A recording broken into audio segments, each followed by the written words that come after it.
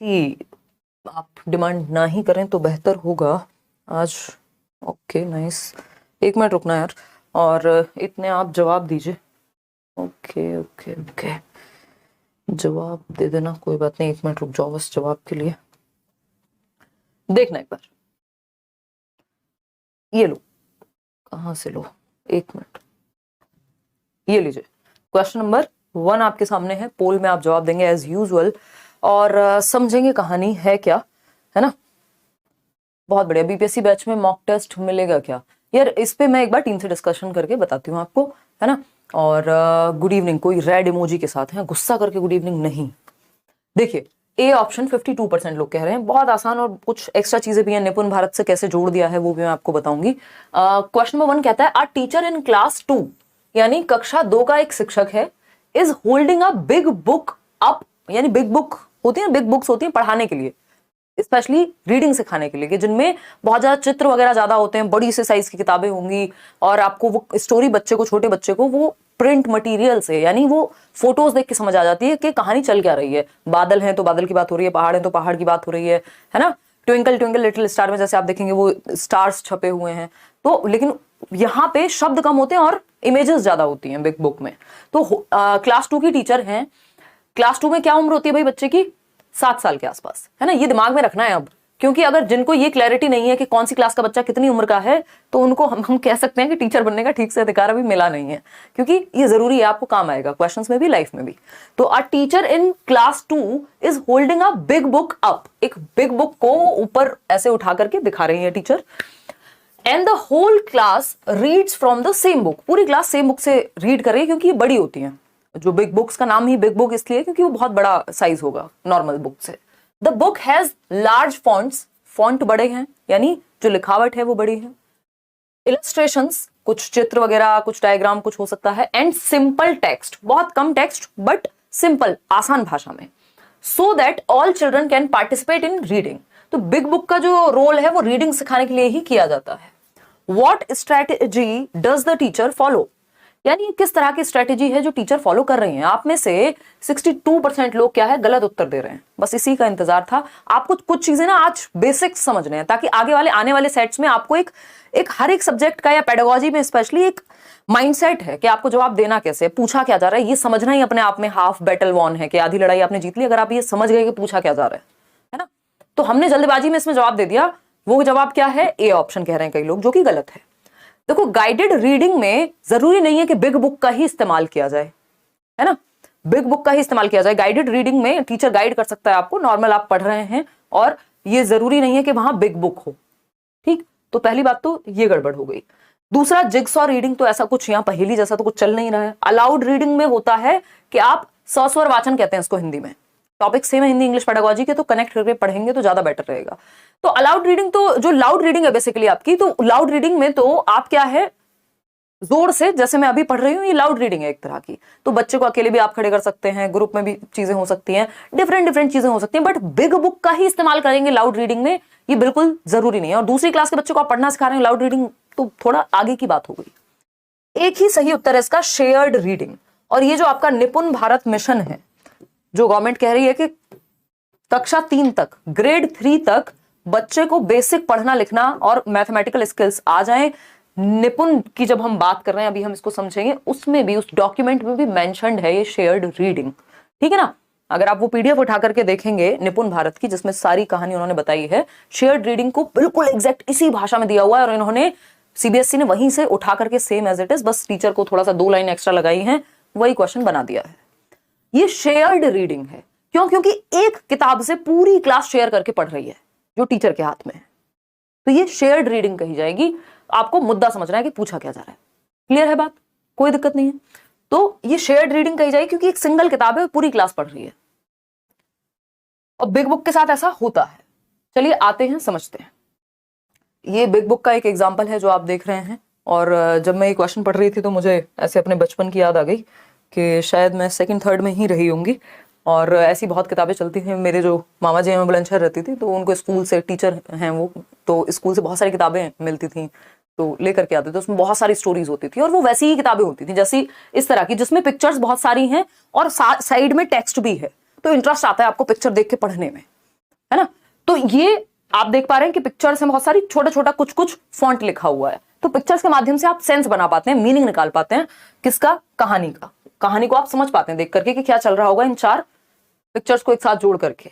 तो big reading books जो होती हैं या बिग बुक्स, वो रीडिंग के लिए होती हैं, बच्चों को सिखाने के लिए, क्योंकि वो इंटरेस्टिंग लगती है बच्चे को। अब निपुण भारत में ये शेयर्ड रीडिंग की बात हुई है, क्योंकि निपुण भारत किस बात की बात कर रहे हैं, जो मिनिस्ट्री ऑफ एजुकेशन है आपका, जो नेशनल एजुकेशन पॉलिसी है, जो नई शिक्षा नीति जिसको हम कह रहे हैं 2020 में जो आया था ड्राफ्ट, उसके अंदर ये बात है कि जो निपुण मिशन है, निपुण भारत मिशन, इस पे बहुत क्वेश्चन आए सीटेट के लगभग हर एक सब्जेक्ट में। निपुण भारत मिशन क्या है, एक तो इसकी फुल फॉर्म जरूर याद रख लेनी है, N for national, I for initiative, यानी ये राष्ट्रीय एक इनिशिएटिव मिशन है जिसमें हम इनिशिएटिव ले रहे हैं फॉर प्रोफिशिएंसी इन रीडिंग, यानी बच्चा पढ़ने में पारंगत हो सके, एंड अंडरस्टैंडिंग न्यूमरेसी, यानी बेसिक अर्थमेटिक स्किल्स इसमें बच्चे की डेवलप हो सके, यानी रीडिंग, राइटिंग और बेसिक जो कैलकुलेशन टाइप की चीजें हैं वो बच्चे की अच्छी हो जाए। कब तक, कक्षा 3 तक, ग्रेड 3, यानी प्री स्कूल से कहानी शुरू हो जाएगी। प्री स्कूल समझते हैं प्ले वे, कक्षा 3 की बात हो रही है, तो कक्षा नहीं, ईयर यानी एज ग्रुप जो है वो निपुण भारत मिशन के लिए, ये भी याद रखना जरूरी है, 3 साल से लेकर 9 वर्ष तक है, और कक्षा तीसरी तक ये बेसिक प्रोफिशिएंसी बच्चे की पढ़ने लिखने और गणित के बेसिक कौशलों में आ जानी चाहिए। कब तक अचीव करना है ये हमें, ग्रेड 3 तक, यानी क्लास 3 तक। और एज ग्रुप क्या रहेगा, ये काम करेगा 3 साल के बच्चे से लेकर 9 साल के बच्चे के लिए, ठीक है ना। 3 साल का बच्चा 3 से 6 वर्ष के लिए कहां है, वो प्ले वे में है, प्ले एज है वो, आपको पता है वैसे भी, अर्ली चाइल्डहुड जिसको हम कहते हैं। तो वहां से शुरुआत हो जाएगी और ये ग्रेड 3 तक जाएगी, क्योंकि 6 साल का बच्चा पहली क्लास में होता है, 7 साल का बच्चा दूसरी क्लास में होगा, फिर 8 का जो है वो तीसरी में होगा, कुछ थोड़ा बहुत एक आध साल इधर उधर चीजें हो सकती हैं। चलिए खैर, तो एक नेशनल मिशन है जो कि फाउंडेशनल लिटरेसी एंड न्यूमरेसी, जिसको FLN कहते हैं, है ना। FLN पे बहुत क्वेश्चंस आए, फाउंडेशनल लिटरेसी एंड न्यूमरेसी, यानी एक बेसिक जो लिटरेसी और न्यूमरेसी है, नंबर्स के साथ खेलना है और पढ़ना, क्योंकि हम देख रहे हैं हमारे देश में बच्चे पहुंच जा रहे हैं 8वीं क्लास में और पढ़ नहीं पा रहे हैं या बेसिक कैलकुलेशन नहीं कर पा रहे हैं, तो इसलिए इस मिशन को लॉन्च किया गया। आते हैं आगे बढ़ते हैं, क्या कहानी है समझते हैं। क्वेश्चन नंबर 2 देखिए और जवाब दीजिए फटाफट से। जतिन, अ क्लास 2 स्टूडेंट, कक्षा 2 का विद्यार्थी है Jatin, has a hearing impairment, यानी श्रवण दोष है, सुनने में समस्या है। As a language teacher, what could be the appropriate strategy to scaffold him, यानी एक लैंग्वेज टीचर के रूप में, यानी एक भाषा के अध्यापक के रूप में आप कैसे उसको स्कैफोल्ड कर सकते हैं। स्कैफोल्ड का मतलब क्या होता है, टेम्परेरी हेल्प दे सकते हैं, जहां वो अटक रहा है वहां उसको हिंट या फिर क्यूज दे सकते हैं। बताइएगा फटाफट।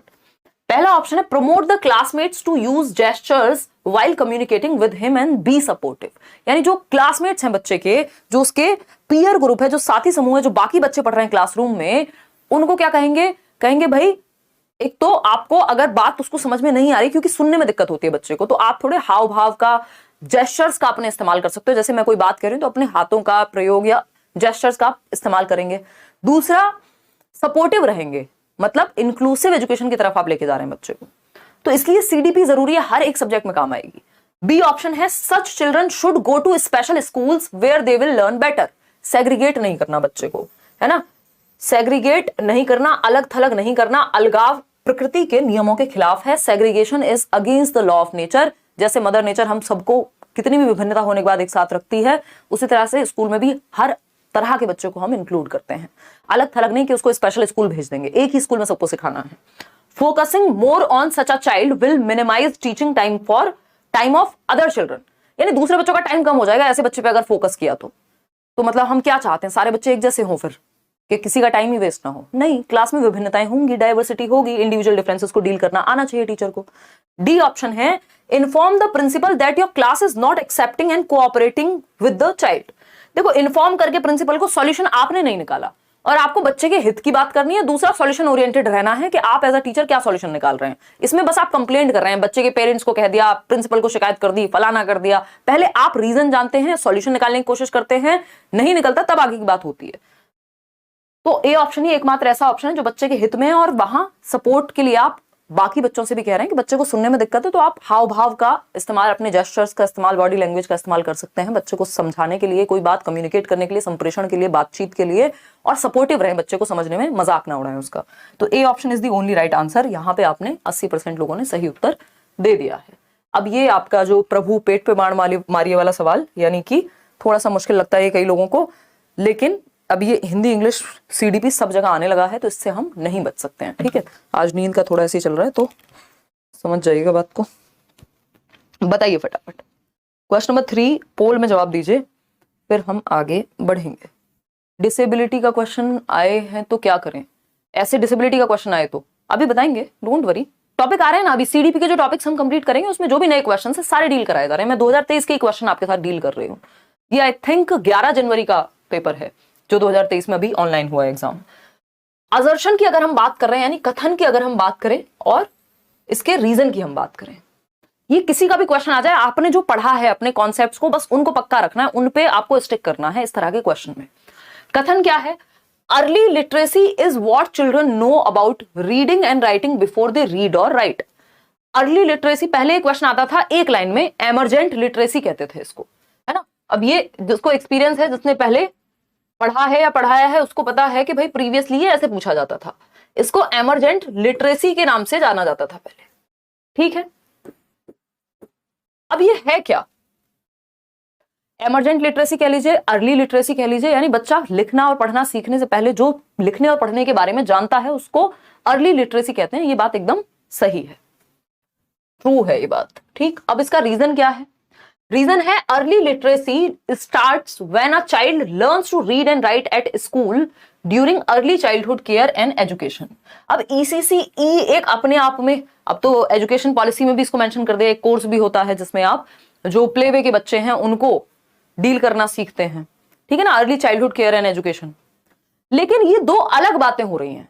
अब आप देखो 82% लोग बस हवा में तीर चला रहे हैं। ये मुझे आपसे नहीं चाहिए, मैं ये आपसे बिल्कुल भी अपेक्षा नहीं रखती कि आप ऐसे करेंगे।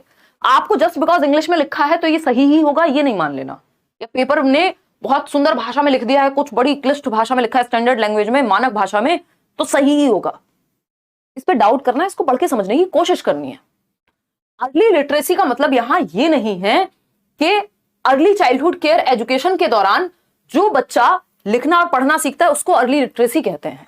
ये कंफ्यूजन है, ये आपको भटकाने के लिए, भ्रमित करने के लिए, डिस्ट्रैक्टर कहते हैं इसको लैंग्वेज, जो क्वेश्चन बनाने वालों की लैंग्वेज में। ये डिस्ट्रैक्टर है, आपको डिस्ट्रैक्ट करने के लिए लिखा गया है। ईसीसीई का इस बात से कोई ताल्लुक एज सच नहीं है कि जो बच्चा सिर्फ ईसीसीई में पढ़ना सीखता है उसको हम कहते हैं कि ये अर्ली लिटरेसी है।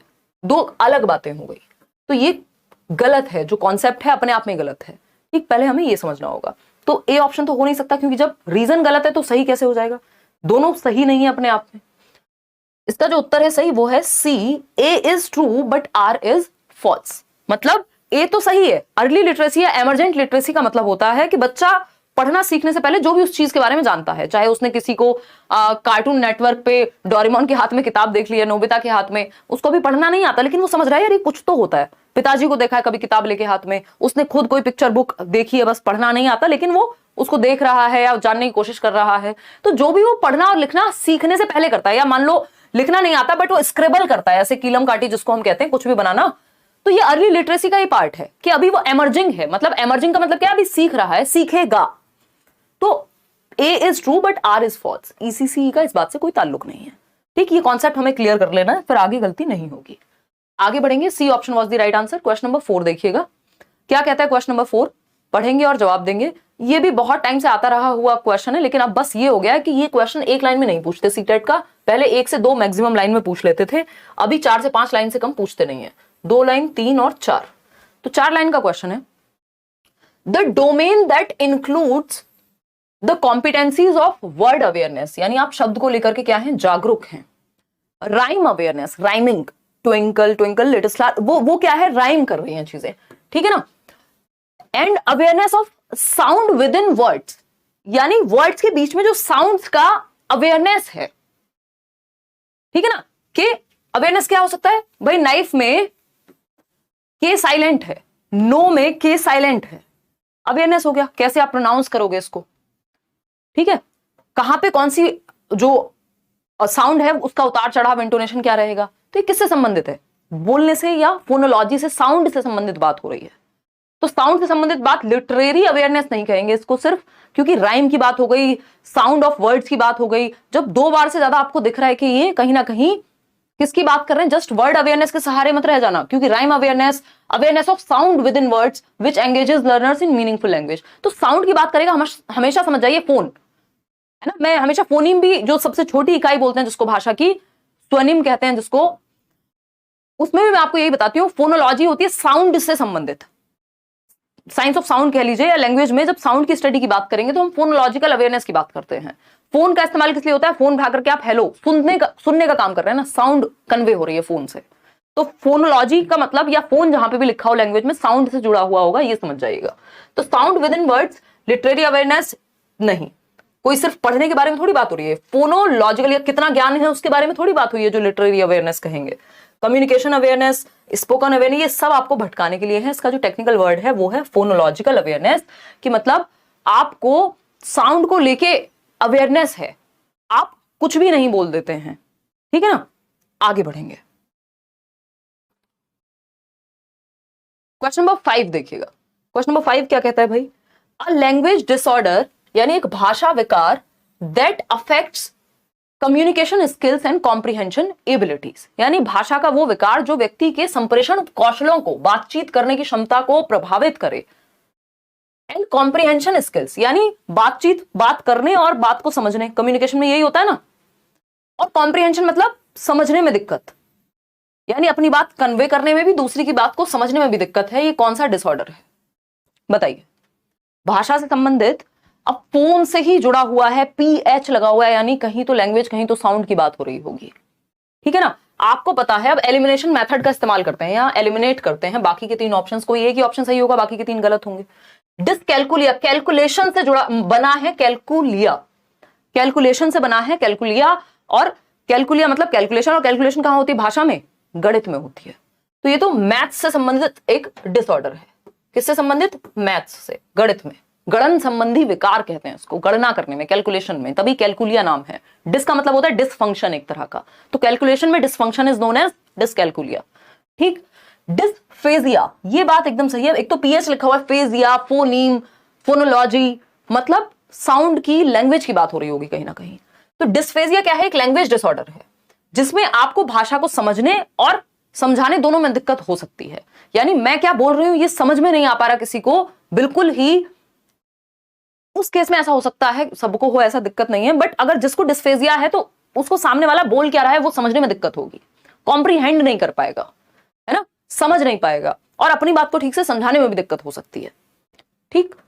डिस्प्रैक्सिया, प्रैक्सिया का यहां मतलब है मोटर स्किल्स से, कि बच्चे को टाई बांधने में, जूते के फीते बांधने में, बटन लगाने में शर्ट के, है ना, पेन पकड़ने में भी दिक्कत हो सकती है। तो ये मोटर स्किल्स के कोऑर्डिनेशन में, जो गत्यात्मक कौशल हैं आपके, उनमें समस्या आएगी। डिसलेक्सिया, डिसलेक्सिया तो बहुत फेमस है, ईशान अवस्थी, आप तारे जमीन पर मूवी याद रखिए, रीडिंग डिसऑर्डर है ये अपने आप में एक, जिसकी वजह से राइटिंग में भी दिक्कत आ सकती है। और जो स्पेसिफिक राइटिंग डिसऑर्डर होता है कौन सा होता है, फटाफट से बताओ कमेंट करके, मैं आपको दे रही हूँ कुछ 20-30 सेकंड या 10 सेकंड। आज तो मर गए, कोई कह रहा है मर गए आज तो, नहीं नहीं पूजा, ये इजी है, बस आपको एक बार ये 15 क्वेश्चन समझ लेने हैं, और एक बार ये कॉन्सेप्ट समझ आ गए, फिर दोबारा जब मैं कोई और सेट कराऊंगी तो गलती नहीं होगी। पेपर कंपैरेटिवली इजी है, एक बार मैराथन देख लो या नोट्स पढ़ लो जो दिए हुए इंग्लिश पेडागोजी के, सारे फ्री नोट्स दिए हुए टेलीग्राम चैनल पे जाके, बहुत बढ़िया आप लोग आंसर कर रहे हैं। डिसग्राफिया, जब राइटिंग डिसऑर्डर की बात होगी तो ग्राफ से याद रखना होता है, ग्राफ हाथ से बनाते हो ना, मान लो कोई ग्राफ कैसे बना होगा, हाथ से बना होगा, ये मत कह देना कंप्यूटर से बना होगा, ठीक। तो राइटिंग डिसऑर्डर ग्राफिया से संबंधित है, जब सिर्फ राइटिंग पूछेगा तो डिसग्राफिया, यानी ग्राफ बनाने में दिक्कत है, ऐसे दिमाग में एसोसिएट कर लेना, ठीक। डिसग्राफिया, पढ़ने और लिखने दोनों में समस्या है तो डिसलेक्सिया, मुख्य रूप से पढ़ने में होती है डिसलेक्सिया। डिसलेक्सिया में रीडिंग डिसऑर्डर होता है, बी को डी पढ़ेगा बच्चा, 6 को 9 पढ़ेगा, गॉड को डॉग, डॉग को गॉड, 100 को वॉज, ठीक। लेकिन रीडिंग में जिसको दिक्कत है, अब जो पढ़ता गलत है वो लिखेगा सही, ऐसा जरूरी नहीं है, तो रीडिंग एंड राइटिंग दोनों आ जाए तो डिसलेक्सिया, सिर्फ राइटिंग है तो डिसग्राफिया। ऐसे बच्चे की राइटिंग इलेजिबल होती है, पढ़ने योग्य नहीं होती, आप पढ़ नहीं सकते, है ना, क्लियर है। आज तो पेट पे बाण लगे जा रहे हैं, कोई बात नहीं देवाशीष, अब ये प्रैक्टिस का ही तो समय है, पेट पे बाण खा के मजबूत हो जाओगे तो आगे गलती नहीं होगी। तो ये dysphagia is the right answer. Comprehension यानी भाषा को समझने या समझाने या कम्युनिकेट करने में जब दिक्कत है तो वो डिस्फेजिया है। आगे बढ़ेंगे क्वेश्चन नंबर 6 पर। बहुत स्लो चल रही हूं मैं इसलिए, ताकि कॉन्सेप्ट बिल्ड हो जाए आपका आगे के आने वाले सेशंस के लिए भी। क्वेश्चन नंबर 6 देखिए, which method lays stress on giving opportunities to learners to participate in a purposeful talk. कोई डिबेट हो सकती है, कोई डिस्कशन हो सकता है in the classroom, as it promotes learners to encounter real life situations. ये भी बहुत रिपीटेटिव क्वेश्चन है, ऑफलाइन में भी बहुत आता रहा है जब पेपर ऑफलाइन हुआ करता था। बस पहले क्या होता था, 1 लाइन 2 लाइन का स्वीट सा क्वेश्चन, और अभी जो है 4 से 5 लाइन में कम से कम क्वेश्चन जो है वो खत्म होता है। तो यहां पे हमें समझना है, अब ये इसमें की पॉइंट है, रियल लाइफ सिचुएशंस पे बेस्ड पर्पसफुल टॉक, यानी कम्युनिकेशन रियल लाइफ में। CLT कहते हैं, बहुत बढ़िया, 78% लोग सही उत्तर दे रहे हैं, मुझे बहुत खुशी हुई। इसको CLT कहते हैं। एक क्वेश्चन इस पे हमेशा आता रहा है। CLT अप्रोच बहुत बेहतर मानी जाती है क्योंकि इसमें रियल लाइफ में पर्पसफुल टॉक के माध्यम से, यानी चर्चा हो रही है क्लास में, बच्चे किसी बात पे बात कर रहे हैं, है ना, एकदम फ्री फ्लो में अपनी बात कह रहे हैं, कोई उन्हें रोक नहीं रहा, थोड़ी बहुत गलती भी कर दे रहे हैं तो इसको कम्युनिकेटिव लैंग्वेज टीचिंग कहते हैं, CLT कहते हैं। ये रियल लाइफ से जोड़ती है। इसके की पॉइंट 2 हैं। एक तो ये डिस्कशन जरूर होगा क्लास में, या बच्चे बात कर रहे होंगे और रियल लाइफ सिचुएशन से जोड़ करके कर रहे होंगे। तो कम्युनिकेटिव लैंग्वेज टीचिंग यानी कम्युनिकेशन के माध्यम से लैंग्वेज को पढ़ाया जा रहा है यहां। ग्रामर ट्रांसलेशन मेथड, ये तो ट्रेडिशनल और ओल्डेस्ट मेथड है, क्लासिकल मेथड भी कह देते हैं। इसमें तो दूसरी भाषा यानी मदर टंग में ट्रांसलेशन की बात होगी। जैसे हम इंग्लिश पढ़ते आए कि ग्रामर रूल्स पहले हम पढ़ेंगे, फिर उसके बाद जो है उसको इंग्लिश में पढ़ते हैं। इंग्लिश की किताबें भी आज तक भी, ग्रामर की बहुत सारी किताबें मार्केट में हिंदी में बिकती हैं, वो ग्रामर ट्रांसलेशन का क्या है, बहुत अच्छा उदाहरण है। सी ऑप्शन है बाइलिंगुअल मेथड, दोनों को क्लब करके सैंडविच विधि कह देते हैं इसको। Audio lingual method, audio lingual में हम सुना सुना के कुछ स्पेसिफिक टर्म्स को बार बार दिमाग में बिठा देते हैं। ये सारे मैंने कराए हुए हैं, आपको यूट्यूब पे भी प्लेलिस्ट मिल जाएगी इन मेथड्स की, ठीक है। तो आंसर होगा इसका CLT, communicative language teaching. Question number 7 देखिएगा, ये भी हमेशा से, जब से सीटेट है तब से ये स्कैनिंग स्किमिंग के क्वेश्चंस आते रहे हैं। Scanning is meant for finding out. Scanning का क्या मतलब है? स्कैनिंग किस चीज को फाइंड आउट करने के लिए, किस चीज की खोज के लिए प्रयोग में लाया जाता है। लाइक शेयर करना भूल जा रहे हैं आज आप, वैसे ही इंग्लिश कम लोग ऑप्ट करते हैं तो आपकी संख्या आज वैसे भी थोड़ी कम है। EVS भी कराएंगे, डोंट वरी। तो स्कैनिंग, और दूसरा एक वर्ड होता है स्किमिंग, जिसमें आप लोग फंसते हैं।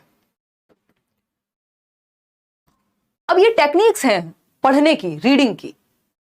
इसमें सी ऑप्शन 81% लोग उत्तर दे रहे हैं, बहुत ही बढ़िया, बहुत बढ़िया। मैंने स्पेशली भी कहा हुआ है आपसे कि स्कैनिंग मतलब एक स्पेसिफिक आइटम और पीस ऑफ इंफॉर्मेशन। स्पेसिफिक की जब बात आ जाए तो समझ जाओ स्कैनिंग की बात हो रही है, क्योंकि जब आप स्कैन कर रहे हैं, ये फोन लेके, या आप हवाई जहाज की यात्रा में जा रहे हैं, हवाई यात्रा करने जा रहे हैं एयरपोर्ट पे, और वहां CISF ही होती है, तो मान लीजिए वो लोग क्या है, आपको स्कैन कर रहे हैं, पता चले आप कुछ लेके तो नहीं घूम रहे हैं, तो स्कैनर में कोई एक स्पेसिफिक चीज पकड़ में आती है, समझ पा रहे हो? तो स्पेसिफिक आइटम को ही पकड़ना स्कैनिंग है। रीडिंग में भी बात वही है कि वहां आप, पता चले आप एक सुंदर सी टॉय गन लेके घूम रहे हैं, लेकिन वो लोहे की है, तो वो तुरंत बच जाएगा स्कैनर।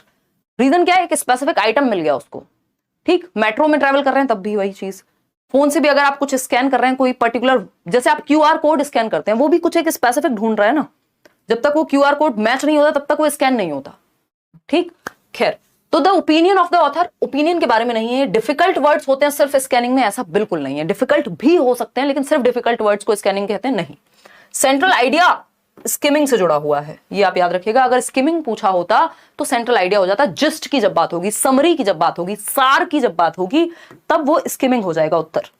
जिस्ट, सार जिसको हम कहते हैं, समरी। अगर आपसे, जैसे पैराग्राफ है आपका, आता है ना पेपर में, तो उस पैराग्राफ का टाइटल देने को पूछा जाए कि इसको पढ़ के आपको क्या टाइटल देना है, तो वो स्किमिंग हो जाएगा एक तरह से। या जब आप 3 घंटे की मूवी देख करके 20 मिनट में बता दे रहे हैं, तो वो सार बताया है आपने, स्किमिंग वो सार है, वो समरी है। सेंट्रल आइडिया है कि ये चीज किस बारे में है। जब आप एक स्पेसिफिक आइटम ढूंढ रहे हैं, डिक्शनरी में ढूंढ रहे होंगे, कोई वर्ड मीनिंग ढूंढ रहे होंगे, वो स्कैनिंग का पार्ट है। ये क्वेश्चन आया हुआ है, वर्ड मीनिंग ढूंढना एंड ऑल, तो C option is the right answer. Specific item या पीस ऑफ इंफॉर्मेशन को आप ढूंढ रहे हैं, सूचना के एक हिस्से को या टुकड़े को आप ढूंढ रहे हैं। जैसे ये मोहतरमा जो है यहाँ बैठ करके अपनी मार्कशीट या कुछ भी एक पेपर है जिसको स्कैन कर रही है, तो स्कैनिंग में एक एक वर्ड, स्पेसिफिक इंफॉर्मेशन आती है। ऐसा नहीं है कि वो आपकी बाकी चीजें भी स्कैन कर देगा, पीछे की टेबल भी स्कैन हो जाएगी, वो वाला नहीं होगा। आगे बढ़ेंगे, क्वेश्चन नंबर क्या है 8। क्वेश्चन नंबर 8 देखिएगा और जवाब दीजिएगा। A teacher believes that development of language is a continuation of general cognitive development। बहुत ही प्यारा क्वेश्चन है, इसमें आप लोग ऐसे गिरेंगे कि मुझे ही शर्म आ जाएगी, क्योंकि ये पढ़ चुके हैं हम लोग, अगर आपने प्रीवियस सेशंस भी देखे हैं। चलो अभी बैचेस में ये वाला टॉपिक नहीं आया है। बताइए फटाफट से, जल्दी से जवाब दीजिए फटाफट। मेरी बात क्या कह रहे हो भाई? मैम मेरी बेस्ट फ्रेंड, क्या हो गया बेस्ट फ्रेंड को? मैसेज ही गायब हो गया, अब नहीं पढ़ पाई। बस मैं इतना ही पढ़ पाई कि आपकी बेस्ट फ्रेंड होपफुली जीवित होंगी, अच्छी होंगी। देखिएगा एक बार। हाँ, सेपरेटली कॉन्सेप्ट के जो टॉपिक हैं वो सेम है इतने साल से सिलेबस, वो मैं करा चुकी हूँ। एक बार प्रीवियस प्लेलिस्ट देखो और वहां से काम जो है आपका बन जाएगा। ऐसा नहीं है कि टॉपिक नए हैं, इनके लिए बस आपको क्वेश्चंस की प्रैक्टिस ज्यादा करनी पड़ेगी, क्योंकि पूछने का तरीका बदला है, टॉपिक वही है, सिलेबस वही है। तो सिलेबस प्लेलिस्ट से जाके इंग्लिश पेडागोजी की प्लेलिस्ट लेट्स लर्न पे मिल जाएगी, वो कर लो।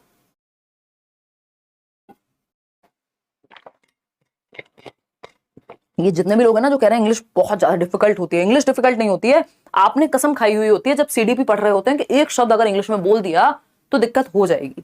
तो जिस चीज को हम बिल्कुल सीखना ही नहीं चाहते तो वो हमें डिफिकल्ट लगेगी।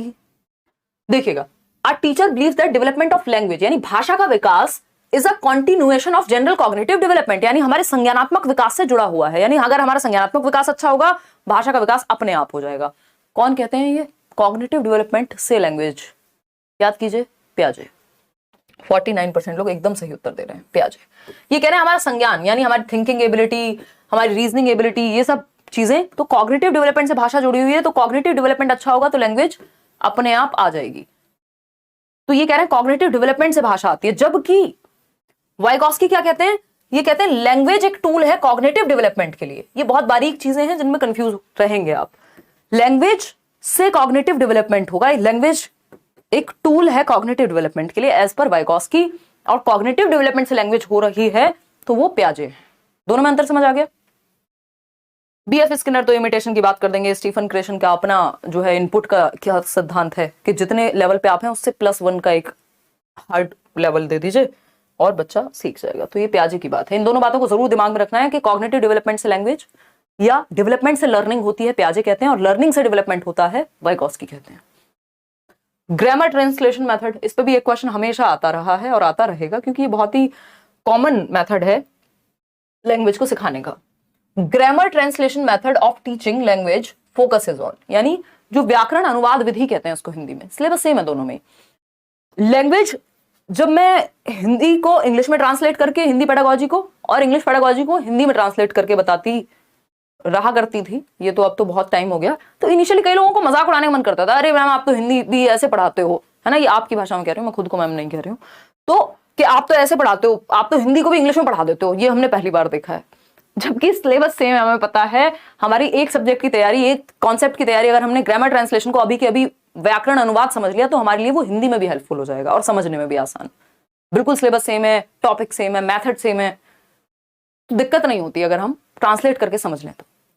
देखिएगा, तो grammar translation method of teaching language focuses on, यानी ये जो व्याकरण अनुवाद विधि है भाषा को पढ़ाने की, किस चीज पे फोकस करती है? पहला ऑप्शन है language use as the main focus, यानी लैंग्वेज यूज पे फोकस करती है, यानी जिस भाषा को सिखा रहे हो उसका यूज करो, यानी इंग्लिश सिखा रहे हो तो इंग्लिश का यूज करो। नहीं, ये कौन सा मेथड है? डायरेक्ट मेथड, प्रत्यक्ष विधि है, जिसके माध्यम से अगर आप इंग्लिश सिखा रहे हैं तो इंग्लिश में ही बात होगी, हिंदी यूज नहीं करते, फिर आप वहां टारगेट लैंग्वेज का ही यूज करते हैं। टारगेट लैंग्वेज कौन सी होती है? जिस भी भाषा को आप सिखाने का लक्ष्य रख रहे हैं, लक्ष्य भाषा। फॉर्म फोकस्ड टीचिंग, ये बहुत बार आ चुका है क्वेश्चन, और इसका जो सही है उत्तर डी ऑप्शन 40% कह रहे हैं, जो बिल्कुल गलत है ना। कहीं ढूंढो, पानी मिल जाए थोड़ा बहुत। देखो एक बार, ये कैसे सही हो सकता है भाई? Strengthening the pronunciation while learning, ये एक ऐसा मेथड है जिसमें प्रोनाउंसिएशन की बैंड बच जाती है। हम देखते हैं हमारे बहुत ज्यादा लोग हैं जो हिंदी मीडियम से अगर पढ़े हैं तो उनका प्रोनाउंसिएशन इतना खतरनाक है कि वो रिजिड को रिजिड बोल सकते हैं, वो किसी और चीज को कुछ और बोल सकते हैं, है ना। ऐसे बहुत सारे वर्ड्स हो सकते हैं जिनको हम गलत प्रोनाउंस करते हैं। ऐसा नहीं हमें उसका मतलब नहीं पता, हमें स्पेलिंग नहीं पता, या हम पेपर में सही नहीं करके आएंगे, करके आ जाएंगे, लेकिन प्रॉब्लम कहां है? प्रोनाउंसिएशन में। उसका रीजन ये ग्रामर ट्रांसलेशन मेथड ही है, क्योंकि इसमें लैंग्वेज यूज का मौका ही नहीं मिलता। आप रूल्स के सारे रट्टे लगा लेते हो, मीनिंग सारे याद कर लेते हो, स्ट्रक्चर सारी याद हो जाती है आपको, लेकिन प्रोनाउंसिएशन यानी लैंग्वेज को यूज करने का मौका नहीं मिल पाता। समझ पा रहे हो ना बात को? तो अगर हम बात करें strengthening the pronunciation while learning, ऐसा नहीं है, क्योंकि यहाँ पे प्रोनाउंसिएशन का मौका ही नहीं मिलता, लैंग्वेज को बोलने का मौका नहीं मिलता। स्पोकन लैंग्वेज बहुत वीक होती है ग्रामर ट्रांसलेशन की वजह से, जबकि हमारे रूल्स अच्छे हो सकते हैं, हमारे ग्रामर बहुत अच्छी हो सकती है, फिर भी हमें स्पोकन लैंग्वेज में दिक्कत होती है। समझ पा रहे हो या नहीं? सबका गलत है ना ये आंसर? हाँ हाँ, बहुत बढ़िया। मीनिंग फोकस्ड टीचिंग, मीनिंग भी इसमें फोकस में होता है, हम मीनिंग पे भी फोकस करते हैं, लेकिन उससे भी ज्यादा जरूरी है इसमें फॉर्म फोकस्ड टीचिंग, यानी जो ग्रामेटिकल फॉर्म्स हैं, जो रूल्स हैं, उन पे बेस्ड है ये पूरा मेथड, बाकी सारी चीजें सेकेंडरी हैं। तो ये बी ऑप्शन यहां सही उत्तर है, ना कि डी ऑप्शन। ठीक है, इसको ठीक कर लीजिएगा, प्रोनाउंसिएशन में तो बल्कि दिक्कत होती है। समझ पा रहे हैं? तो form focused teaching is the right answer, कि यहाँ फॉर्म्स पे फोकस किया जाता है, ग्रामेटिकल रूल्स पे फोकस किया जाता है, उसके थ्रू सिखाया जाता है। मदर टंग का इस्तेमाल करके, मदर टंग में हम ट्रांसलेट करते हैं टारगेट लैंग्वेज को, यानी अगर हम इंग्लिश पढ़ रहे हैं तो उस इंग्लिश को ट्रांसलेटेड फॉर्म में पढ़ते हैं हम, हिंदी में रूल्स पढ़ते हैं ग्रामर के भी, वो है ग्रामर ट्रांसलेशन मेथड। ज्यादातर सबसे बहुत कॉमन मेथड है ये, और इसी मेथड से हमने अंग्रेजी पढ़ी है। अगर आप यूपी बोर्ड वगैरह में रहे हैं, सीबीएसई वाले थोड़ा जो है डायरेक्ट मेथड का इस्तेमाल कर लेते हैं। आगे बढ़ते हैं, क्वेश्चन नंबर 10 देखते हैं। क्वेश्चन नंबर 10 क्या कहता है? क्वेश्चन नंबर 10 है, विच one of the following is not the characteristic of remedial teaching, उपचारात्मक शिक्षण की विशेषता नहीं है। बताइएगा फटाफट से। रेमेडियल टीचिंग अभी कल परसों बात कर रहे थे पेडागोजी में, सीडीपी में, बाल विकास में, कि डायग्नोस्टिक टेस्ट होता है, यानी पहले आप डायग्नोज करते हैं, निदान करते हैं, पता लगाते हैं, उसके बाद रेमेडी देते हैं। डी आर का रिलेशनशिप है ये। डी आर बोले तो दिनेश और ऋचा का नहीं, this is diagnostic and remedial teaching, कि पहले डायग्नोज करते हैं, कारण पता लगाते हैं और फिर रेमेडी देते हैं। ठीक है ना? क्लियर है? कोई दिक्कत? कोई कह रहा है इंग्लिश में आज तो मोस्टली गलत है, जबकि ये इतना इजी सेट लग रहा था मुझे हिंदी के मुकाबले, क्योंकि हिंदी को इन्होंने कंफ्यूजिंग बनाया है। ऐसा नहीं मेरी हिंदी खराब है, उससे पहले नहीं होती थी दिक्कत। ठीक, कोई बात नहीं, अभी ये पहला दिन है, ये कॉन्सेप्ट्स को क्लियर कर लो कि हमने अगर आज स्कैनिंग सीखा तो आपकी नोटबुक में ये लिखा होना चाहिए कि स्कैनिंग का मतलब होता क्या है। हमने अगर एमरजेंट लिटरेसी की बात की, अर्ली लिटरेसी की बात की, तो आपने छोटा सा नोट्स बना करके लिखा हो एक नोटबुक में, क्योंकि यही 7-8 टॉपिक है इंग्लिश पेडागोजी और हिंदी पेडागोजी में, यही रिपीट होते रहते हैं, इन्हीं के पार्ट्स में से पूछता रहता है। ठीक है ना? क्लास दोबारा से रिवीजन जरूर कर लेना एक बार देख के, तो चीजें अच्छी समझ में आ जाएंगी, क्योंकि अभी आप आंसर देने पे भी फोकस्ड हैं। विच one of the following is not the characteristic of remedial teaching, यानी उपचारात्मक शिक्षण की विशेषता नहीं है, कि हम स्पेशल क्लास दे रहे हैं बच्चे को, दोबारा से पढ़ा रहे हैं कोई टॉपिक, ये सारी चीजें। ठीक है ना? बहुत बढ़िया श्रुति। देखिए, it can be used for improving language skills, बिल्कुल सही बात है, रेमेडियल टीचिंग में तो रेमेडी दे रहे हैं ना, तो इंप्रूव होना चाहिए। It can be used to rectify a particular problem area, भाई मान लीजिए बच्चे को एक्टिव पैसिव सीखने में दिक्कत हो रही है, तो उसकी रेमेडियल क्लासेस दे रहे हैं हम, स्पेशल क्लास लगा दे रहे हैं, मान लो, सही बात है, वो रेक्टिफाई हो जाएगा, ठीक हो जाएगा। To be carried out after the identification of problems and challenges faced by students, यानी कि जब हम पहले आइडेंटिफाई कर लेते हैं, यानी डायग्नोज कर लेते हैं, कारण पता लगा लेते हैं बच्चों की समस्याओं का, और फिर हम जो चैलेंजेस वो फेस कर रहे हैं उसके बाद ये कैरी आउट की जाती है, कौन? Remedial teaching. बात सही है, हमेशा डायग्नोस्टिक के बाद होगी, पहले रेमेडी नहीं दी जाती, पहले रीजन पता किया जाता है। To evaluate student learning at a standard और बेंचमार्क, ये सबसे खतरनाक है, और इसमें आपने सही उत्तर लगभग 50% लोग दे पाए हैं, कि हम ये मूल्यांकन करने के बाद कि जो स्टूडेंट की लर्निंग है वो एक स्टैंडर्ड और बेंचमार्क पे सेट है कि नहीं है, ये इवेल्युएट करते हैं। ये इवेल्युएट नहीं करते हैं, यहां जो समस्या आती है उसके सॉल्यूशन पे फोकस किया जाता है। ये जो स्टैंडर्ड और बेंचमार्क के अकॉर्डिंग है कि नहीं है, वो तो इवेल्युएशन में हो जाएगा। ठीक है ना? वो वहां देखा जाएगा कि कितने % आप उस स्टैंडर्ड को या बेंचमार्क को अचीव कर पाए हैं, कि एटलीस्ट 33% नंबर आने चाहिए थे, वो नहीं आए हैं। फिर डायग्नोज किया जाएगा कि क्यों नहीं आए हैं, फिर रेमेडी दी जाएगी कि कैसे आ सकते हैं। समझ पा रहे हो? तो इसमें एक ही बात गलत है जो सही है, क्योंकि पूछा ही गलत है। D option is the right answer over here. 4 सवाल और हैं इससे पहले कि आप आंसुओं से रोने लग जाए। Which one of the following is not true about multilingualism, बहुभाषिता के बारे में कौन सी एक बात ठीक नहीं है? जन्म जन्मांतर से आता रहा सवाल है और आगे भी आएगा, चाहे हिंदी हो चाहे इंग्लिश हो। बहुभाषिता की जब हम बात करते हैं, यानी मल्टीपल लैंग्वेजेस एक क्लासरूम के अंदर होती हैं, तो क्या होता है बताओ? It emphasises a smooth transition between the home and school language, यानी इससे स्मूथली ट्रांजिशन हो जाता है, क्योंकि क्लासरूम में भी मल्टीपल लैंग्वेजेस हैं और घर की भाषा को भी एक्सेप्ट किया जा रहा है। बात तो कुछ हद तक सही है। It helps in ensuring that every child attains grade specific skills to attain proficiency, यानी कि ये इंश्योर करता है कि हर एक बच्चा अपने ग्रेड स्पेसिफिक जो भी उसको प्रोफिशिएंसी आनी चाहिए, जितनी पारंगतता उसको होनी चाहिए, वो सीख जाएगा। Maybe it helps to ensure that all children learn each other's language spoken in the classroom.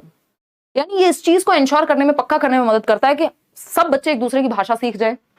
D option है multilingual children have greater cognitive flexibility and performance academically better than monolinguals. यानी जो multilingual बच्चे होंगे वो ज्यादा बेहतर कर पाएंगे एकेडमिकली बाकी बच्चों से।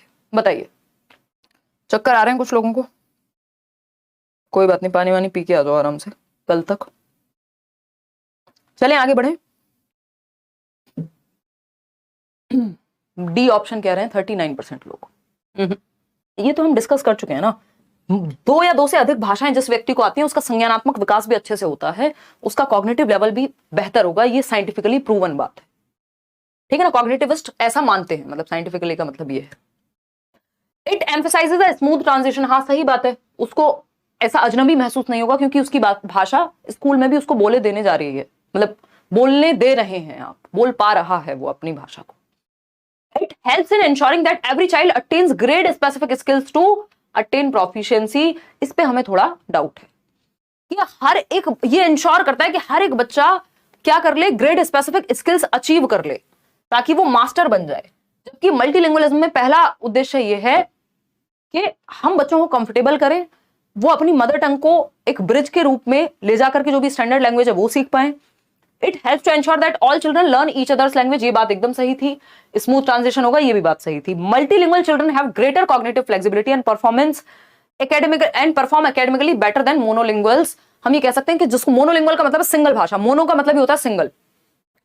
तो मल्टीलिंगुअल बच्चों की जो है समझने की क्षमता या जानने की क्षमता, कॉग्निटिव फ्लेक्सिबिलिटी ज्यादा होती है और वो ज्यादा बेटर परफॉर्म करेंगे इस वजह से, बजाय कि जिनको सिर्फ एक भाषा आती है। ये फैक्ट है ना। चलिए आगे बढ़ते हैं। तो सिर्फ एक ही चीज यहां गड़बड़ है कि it helps in ensuring that every child attains grade specific skills to attain proficiency. यानी उस लेवल पे जो भी कुछ आना चाहिए उसको, वो मल्टीलिंगुअलिज्म से आ जाएगा। ऐसा कहना गलत होगा। वो आपको देखना पड़ेगा मैथ्स में कहां दिक्कत है, हिंदी में कहां दिक्कत है, ठीक है। तो इसका मतलब ये नहीं कि स्पेसिफिक लेवल पे जो भी आना है वो मल्टीलिंगुअलिज्म से आ जाता है। ये एकदम खराब बात हो गई, ये सही नहीं है मल्टीलिंगुअलिज्म के बारे में। क्वेश्चन नंबर 12 देखिएगा एक बार। स्टोरी टेलिंग, इस पे भी बहुत क्वेश्चन आया है। सेम क्वेश्चन, बस पहले एक लाइन में आता था, 4 वर्ड में खत्म हो जाता था एक सेंटेंस में क्वेश्चन। अब आपकी मुश्किलें थोड़ी बढ़ गई हैं, 3 लाइन से कम में आता नहीं है। मैथ आता है क्या सीटेट में? मैथ आता है 15 नंबर का, बिल्कुल प्राइमरी लेवल का, 1st to 5th में। सिर्फ प्रीवियस ईयर लगा लोगे तो हो जाएगा। अभी उदय सर भी करा देंगे यूट्यूब पे भी। और 15 नंबर की पेडागोजी आती है, उसके लिए आप मैराथन देख लो, लेट्स लर्न पे लिखो maths pedagogy by Himanshi Singh, YouTube पे गूगल पे तो मिल जाएगा video.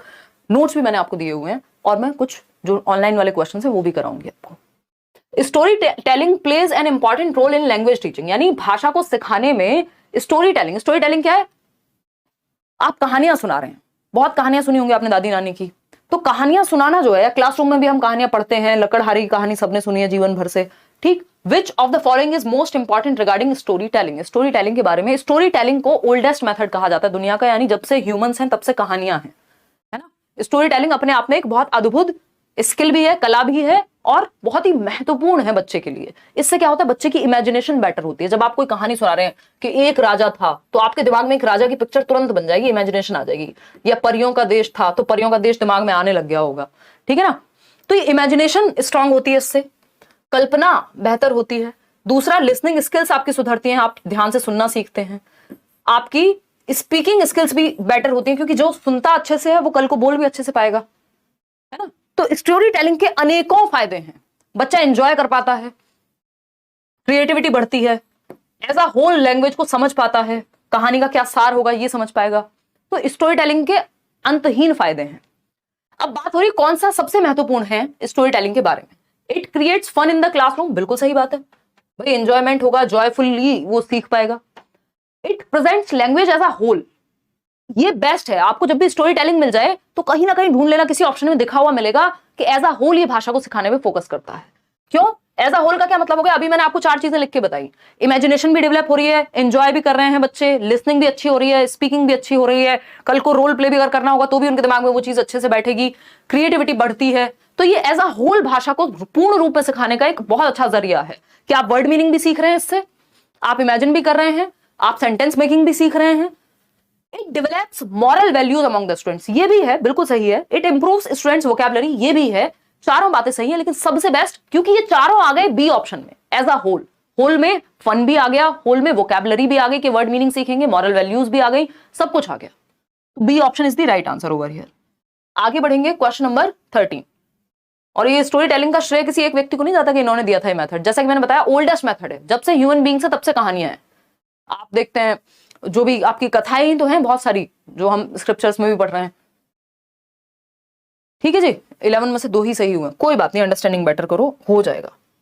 For teaching children of class 1, पहले ही क्लास से या पहले ही टेस्ट से खुद को जज मत करने लग जाओ कि कितने सही हुए। ये देखो कॉन्सेप्ट्स क्या क्या सीखे हैं आज। कक्षा 1 की बात हो रही है, 6 साल का बच्चा होगा around. For teaching children of class 1 we should focus on oral language development, यानी मौखिक भाषा के विकास पे फोकस करना चाहिए कि वो अपनी बात को कह सके। Which of the following classroom practice will enable learners to enhance oral language skill at class 1? यानी बच्चे का मौखिक कौशल एनेबल करने के लिए, बेहतर करने के लिए कौन सा एक तरीका बेस्ट होगा? बताइएगा। इतिश्री नाम होगा आई थिंक आपका।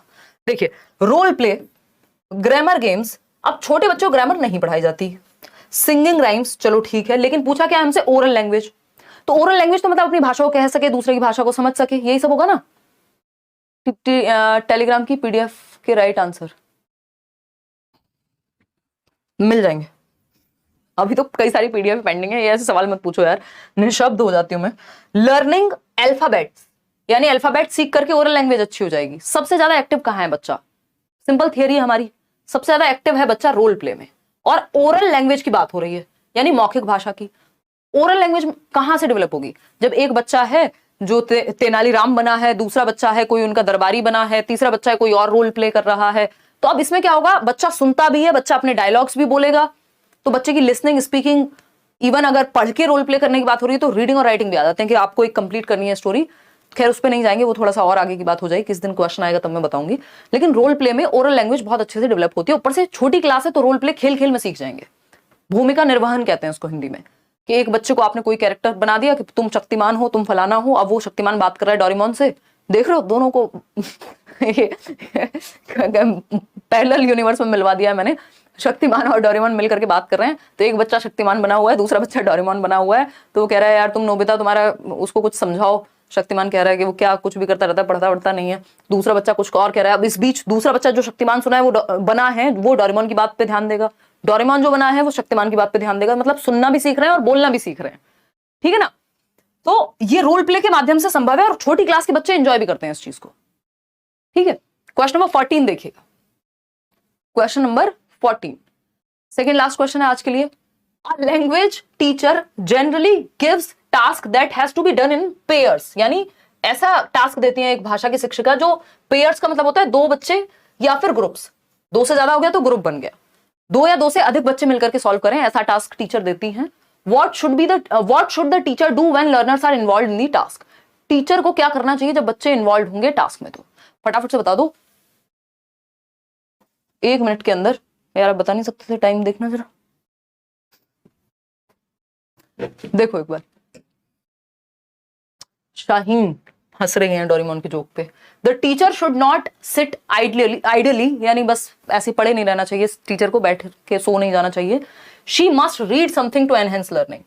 बात यहाँ ग्रुप की हो रही है और ये कह रहे हैं पढ़ना चाहिए टीचर को सोना नहीं चाहिए, तीसरी ही बात चल रही है। द टीचर मस्ट, पूरी रामायण खत्म हो गई इनका, वही चल रहा है, समझ गए ना। The teacher must ensure that everyone should participate and scaffold them, यानी टीचर को एंश्योर करना है कि हर किसी को पार्टिसिपेट करना है और एक दूसरे की मदद करनी है, टीचर को मदद करनी है जहां जरूरत पड़े। बात तो सही है।